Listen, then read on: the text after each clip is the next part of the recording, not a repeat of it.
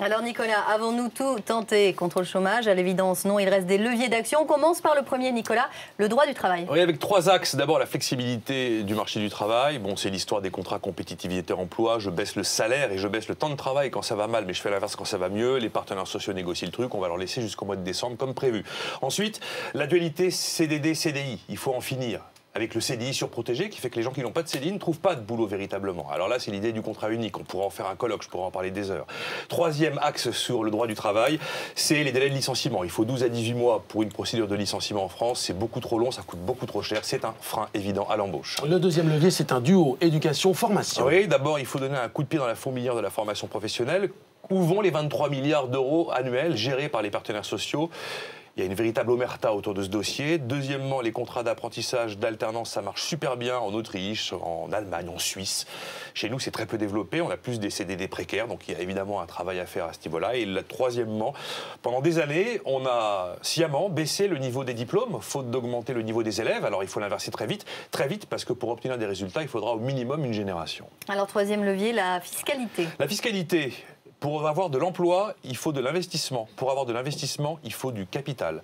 La politique punitive sur le capital de François Hollande, c'est le contraire de ce qu'il faut faire, tout simplement. Et puis, plus simple, on pourrait baisser les droits de mutation pour que les gens puissent déménager plus facilement, pour moins cher, être donc plus mobiles. Et on sait qu'il y a un lien immédiat entre la mobilité des gens et leur capacité à retrouver un boulot. Quatrième levier, on en parle souvent sur ce plateau, l'État-providence. Alors là, l'assurance chômage est beaucoup trop généreuse, surtout pour les mieux traités. Évidemment, quand vous touchez 5 800 € d'ACDIC par mois, vous n'êtes pas forcément motivé pour vous bouger foncièrement pour trouver un job très très vite. Et puis, plus globalement, quand je fais l'arbitrage entre ce que me rapporte l'ensemble de l'aide sociale, de l'assurance sociale, par rapport à ce que va me rapporter si j'ai pas de qualification un tout petit job, eh ben, quelquefois l'arbitrage, même très souvent, il se fait en faveur des minima sociaux.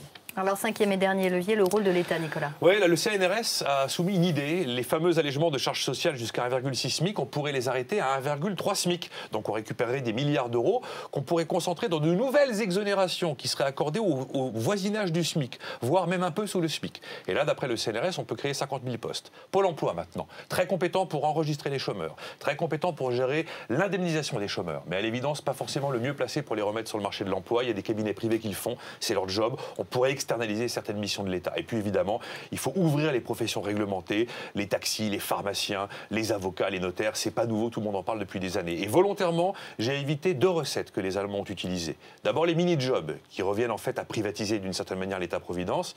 Et ensuite, le Kurzarbeit, c'est-à-dire le chômage partiel avec baisse de salaire. Et j'évite volontairement ces 2 solutions parce que je pense très sincèrement qu'aujourd'hui, le seuil de tolérance de la population française face à un tel changement serait très vite dépassé.